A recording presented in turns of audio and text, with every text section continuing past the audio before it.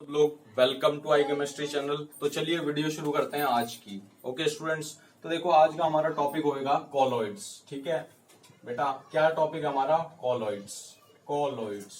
Okay students, ध्यान से समझना है। देखो कॉलॉइड्स सरफेस केमिस्ट्री में ही कॉलॉइड्स टॉपिक है। आपको पता है कुछ यूनिट्स कुछ टॉपिक्स भी रिड्यूस हो चुके हैं, कर दिए हैं सीबीएसई ने, तो उसमें ये बचा है कॉलॉइड्स का टॉपिक। ठीक है बेटा, सरफेस केमिस्ट्री में।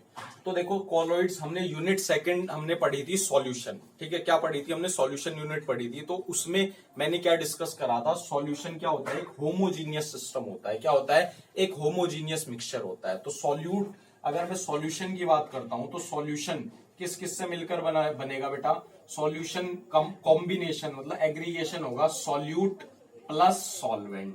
ठीक है, ये बात सभी को पता है। तो अब देखो क्या होता है, सॉल्यूशन एक होमोजीनियस सिस्टम होता है। क्या होता है बेटा? Homogeneous system. अब जो सॉल्यूशन है, अब मान लो मैं एक एक्सपेरिमेंट करने जा रहा हूं। मैं एक एग्जांपल लेके बताता हूं। एक बीकर में मैंने पानी लिया, ठीक हो गया, और उसमें कुछ सैंड डाली। ठीक हो गया, सैंड मतलब रेत, रेत डाली। फिर मैंने उसको स्टर से स्टर करना स्टार्ट कर दिया। क्या किया बेटा मैंने? यहां पर मेरे पास पानी था। ओके, क्या था मेरे पास? वाटर था मेरे पास यहाँ। सही है जी, यहाँ पर वाटर था, इसमें मैंने ऊपर से कुछ सैंड डाली। ठीक हो गया, और फिर क्या मैंने स्टर लगाया, स्टरर से मैंने इसको स्टर करना स्टार्ट कर दिया। तो क्या होगा, जैसे मैं स्टर करूंगा, ऊपर जो पार्टिकल्स होंगे, सैंड के पार्टिकल्स पूरी चारों तरफ घुलेंगे और वो ऊपर आ जाएंगे, और कुछ समय बाद वो सेटल डाउन हो जाएंगे। कुछ समय बाद क्या हो गई? वो सेटल डाउन हो जाएंगे। ठीक हो गया बेटा, तो ये क्या होगी? सस्पेंडेड फॉर्म होगी। क्या होगी? ये सस्पेंडेड फॉर्म होगी। तो अब क्या होगा? अब इसका मतलब सॉल्यूशन दो एक्सट्रीम्स के बीच में, मतलब टू एक्सट्रीम्स सस्पेंडेड और सॉल्यूशन के बीच में कुछ क्या सब्सटेंस एग्जिस्ट करेंगे। ठीक हो गया बेटा, यानी सॉल्यूशन और सस्पेंडेड फॉर्म्स के बीच में कुछ सब्सटेंस या कुछ मॉलिक्यूल्स एग्जिस्ट करते हैं, जिनको क्या कहा जाता है? कॉलॉइड्स कहा जाता है। क्या कहा जाता है बेटा? कॉलॉइड्स। इज इट क्लियर और नॉट? या क्या कहते हैं? Colloidal solution. कॉलॉइडल सॉल्यूशन कहते हैं जी। क्लियर है बात? इज इट क्लियर और नॉट? इतनी बात क्लियर है, कॉलॉइडल सॉल्यूशन कहा जाता है उनको। अब देखो जो कॉलॉइडल सॉल्यूशन होते हैं ना, या कॉलॉइड्स क्या होते हैं? कि हेट्रोजीनियस सिस्टम होता है। क्या होता है? हेट्रोजीनियस सिस्टम होता है। जैसे सॉल्यूशन में क्या होता है? सॉल्यूट प्लस सॉल्वेंट होता है, ऐसे ही कॉलॉइड्स में क्या होता है? कॉलॉइड्स में भी दो चीज होती है, डिस्पर्स्ड फेज होती है जी, डिस्पर्स्ड फेज होती है, और क्या होती है बेटा? डिस्पर्जन मीडियम होता है। डिस्पर्जन मीडियम होता है। क्लियर है बेटा बात? डिस्पर्जन मीडियम होता है। ओके जी, तो देखो क्या होता है, कॉलॉइड्स में भी दो, कॉलॉइड्स किससे किसके एग्रीगेशन से मिलकर बनता है? डिस्पर्स्ड फेज और डिस्पर्जन मीडियम। जो डिस्पर्स्ड फेज होती है ना, वो फाइनली डिवाइडेड पार्टिकल्स के रूप में किसमें होती है? डिस्पर्जन मीडियम में घुली रहती है, या डिस्पर्जन मीडियम में dispersed phase finally divided particles के रूप में क्या होती है? मिल जाती है। ठीक हो गया बेटा, तो कॉलॉइड्स आप समझे एक हेट्रोजीनियस सिस्टम है। अब अगर मैं मेन डिफरेंस की बात करूं, सॉल्यूशन और कॉलॉइड्स में मेन डिफरेंस क्या है? पार्टिकल्स के साइज का मेन डिफरेंस है।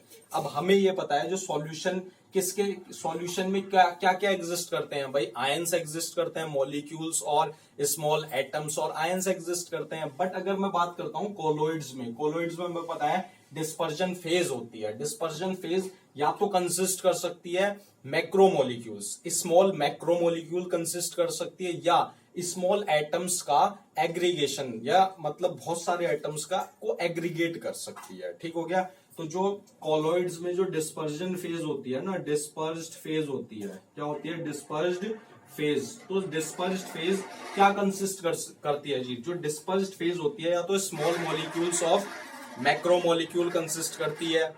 ठीक है, डिस्पर्स्ड फेज क्या कंसिस्ट करती है बेटा? डिस्पर्स्ड फेज कंसिस्ट करती है स्मॉल मैक्रोमोलिक्यूल, जैसे पॉलीमर हो गया या सिंथेटिक पॉलीमर हो गया। ठीक हो गया, या स्मॉल एटम्स का एग्रीगेशन कंसिस्ट कर सकती है। ठीक हो गया बेटा, क्लियर है बात? तो हमने ये बताया कॉलॉइडल सॉल्यूशन ये होते हैं। ठीक है, तो कॉलॉइडल सॉल्यूशन में डिस्पर्स्ड फेज होती है, डिस्पर्जन मीडियम होता है। क्लियर है इतनी बात? अब बात करता हूं मैं, अब अगर मैं बात करता हूं कॉलॉइड्स में, तो कॉलॉइड्स में क्या होता है? जो पार्टिकल्स का साइज होता है ना, यानी पार्टिकल्स के साइज का डायामीटर। तो डायामीटर क्या होता है? डायामीटर जो होता है ना इनके पार्टिकल्स का, वो किस के बीच में? वो या तो ग्रेटर देन इक्वल्स टू हो सकता है कितने? 1 नैनोमीटर से 1000 नैनोमीटर के बीच में। कितना बेटा? 1 नैनोमीटर से 1000 नैनोमीटर के बीच में एग्जिस्ट करता है पार्टिकल्स के साइज का डायमीटर। ओके बा, इतनी बात क्लियर है बेटा कॉलॉइड्स की। ठीक हो गया। तो ये क्या होता है? हेट्रोजीनियस सॉल्यूशन होता है, हेट्रोजीनियस मिक्सचर होता है। किसका एग्रीगेशन होता है? डिस्पर्स्ड फेज और डिस्पर्जन मीडियम का। ठीक हो गया। अब अगर मैं बात करता हूं क्लासिफिकेशन ऑफ कॉलॉइड्स, क्या है next topic? Classification of colloids. ठीक है जी। क्या है next topic? Classification of colloids. Classification of colloids. ठीक है जी। कॉलॉइड्स का क्लासिफिकेशन करते हैं। तो इसका जो क्लासिफिकेशन होता है ना, वो 3 क्राइटेरिया के बेस पर होता है। कितने क्राइटेरिया? 3 क्राइटेरिया के बेस पर होता है। तो पहला होता है द फिजिकल स्टेट ऑफ, किसके बेस पर? The physical state of, physical state of dispersed phase and dispersion medium. Clear है बात? डिस्पर्जन मीडियम, सही है जी। डिस्पर्स्ड फेज और डिस्पर्जन मीडियम। और नेक्स्ट किसके बेस पर होता है? Nature of interaction between dispersed phase and dispersion medium. Second criteria किसके ऊपर क्लासिफिकेशन करेंगे? Nature of interaction,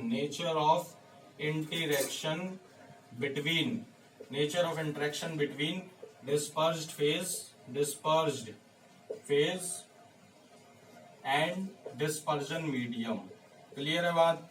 dispersion medium. Okay. और जो थर्ड जो हमारा क्लासिफिकेशन होगा वो किसके ऊपर बेस होगा बेटा?